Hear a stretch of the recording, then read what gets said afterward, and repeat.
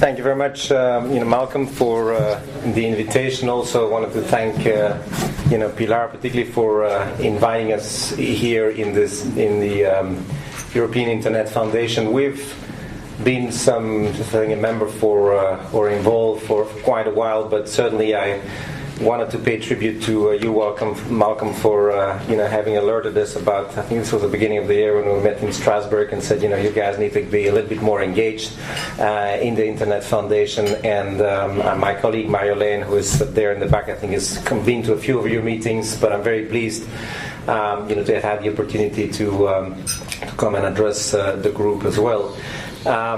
I believe I want also to thank your committee and not only you, Malcolm, but also Pablo Arias, who has played quite a significant role on the digital single market. And I wanted to use the opportunities. Indeed, yesterday we celebrated we had a sort of full program this year of 20th anniversary event, but yesterday was sort of culminating events, with the dinner. We were quite fortunate indeed to have Herman van Rompuy addressing 400 of our members and stakeholders. But also more importantly, what we did there is launching what we call a sort of manifesto for the new Parliament and the Commission called Shopping for Growth, how retail and wholesale can boost growth and create jobs in Europe.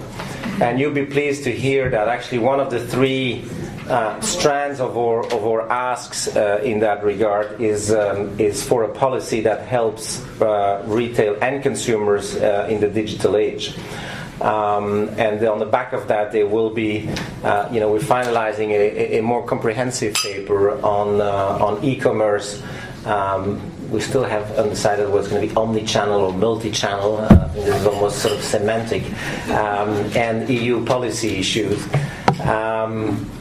And I think within that we're addressing very specific either short-term issues, policy issues that are like parcel delivery, like the implementation of the Consumer Rights Directive, like the payments, which I will mention in a moment, but also much broader and longer-term issues to which the Council conclusion actually referred to, like skills and infrastructure.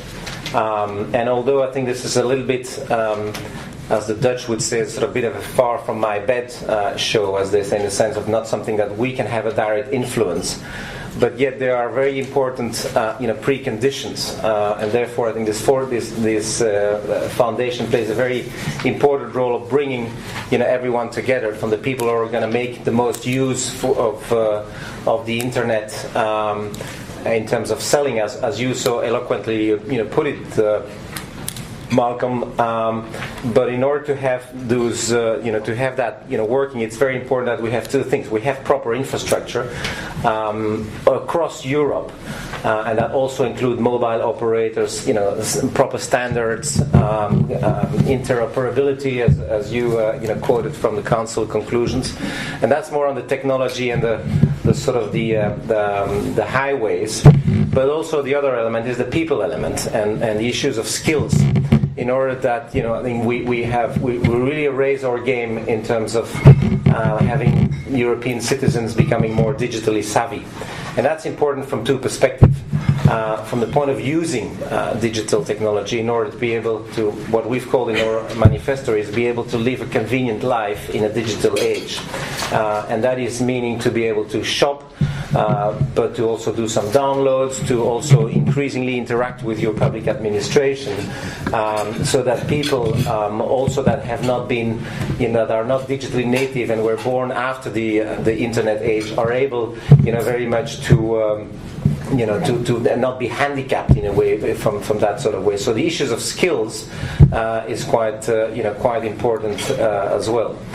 Now, closer to our heart and something where we can do something also about is the issues of trust.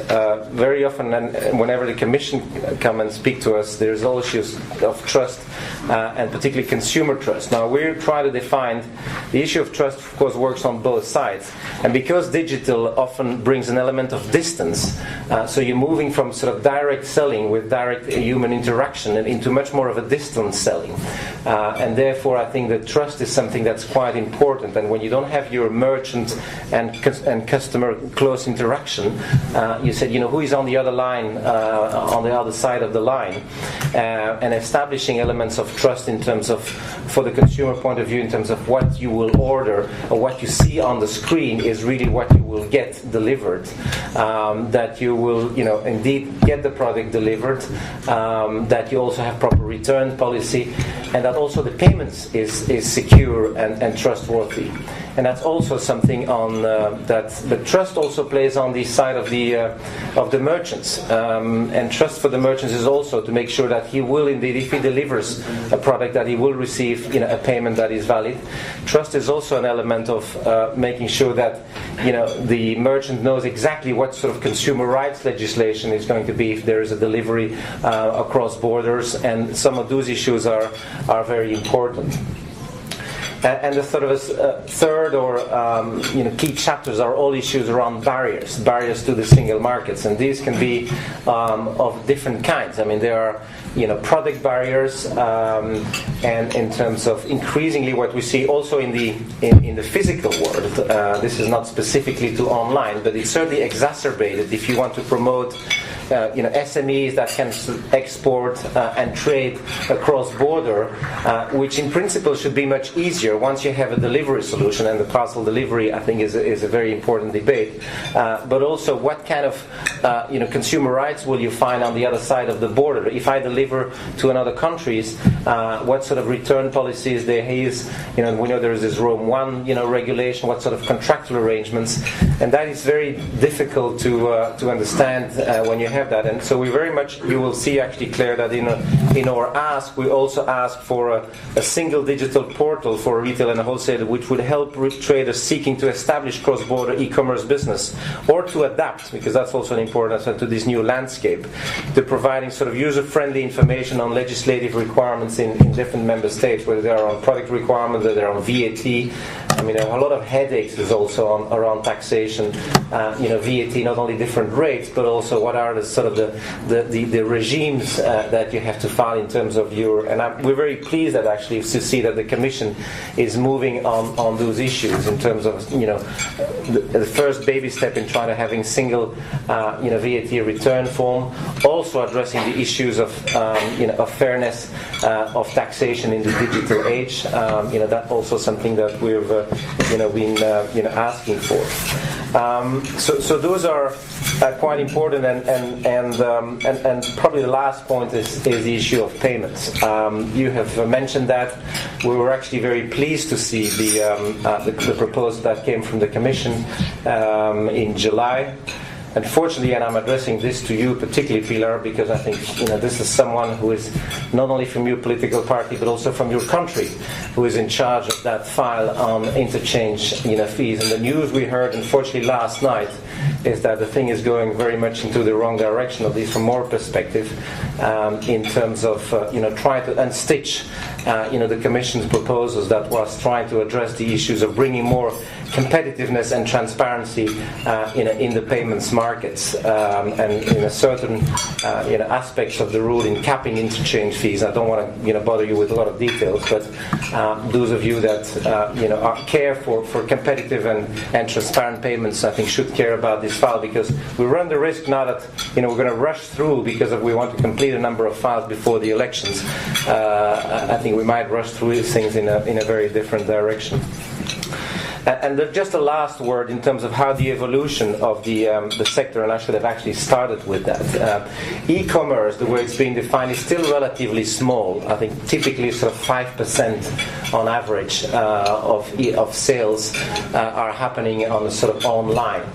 But it's growing very rapidly at a rate of about 20% annual growth rates on average. And these are statistics that we've picked up from our colleagues from Emota were here, represented here, as well. So they've done some studies on that.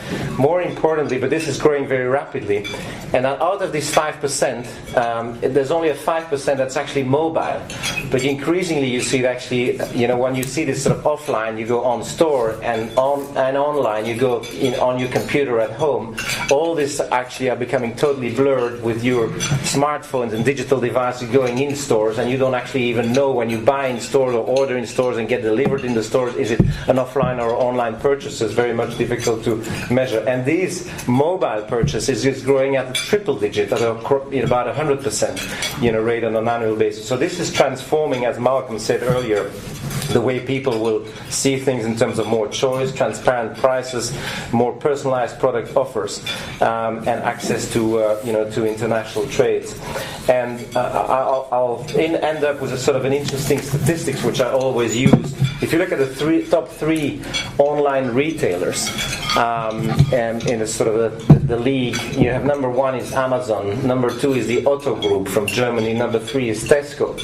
And it's interesting to see is number one historically is of course the Amazon that everyone knows is a sort of a pure play and is very much disruptive.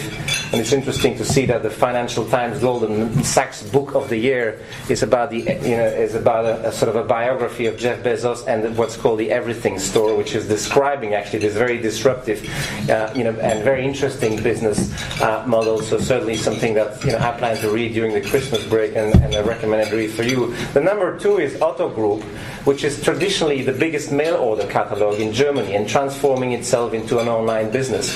And number three is Tesco, which is the sort of the Tesco that particularly people in Britain and Ireland and a number of other countries in Eastern Europe know as a traditional bricks and mortars, and it's increasingly becoming a very important force in this market. So the frontiers are becoming blurred, but this is important issues of commerce is definitely going to stay with us. So with that, thank you very much for your attention.